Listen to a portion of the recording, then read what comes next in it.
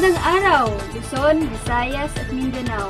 Ako si Jillian Faye Tubigon, nag-uulat tungkol sa COVID-19. Lahat tayo ay may dapat gampanan upang mapigilan ang pagkalat ng virus o COVID-19 sa ating komunidad.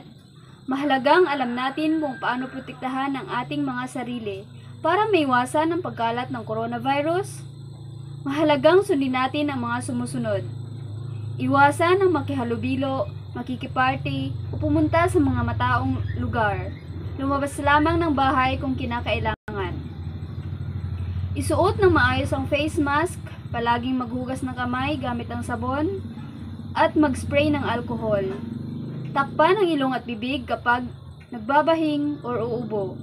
Kung ikaw may sakit, iwasang makisalamuha sa ibang tao. Panatilihing malakas ang ating resistensya. Kumonsulta agad sa doktor kung kinakailangan.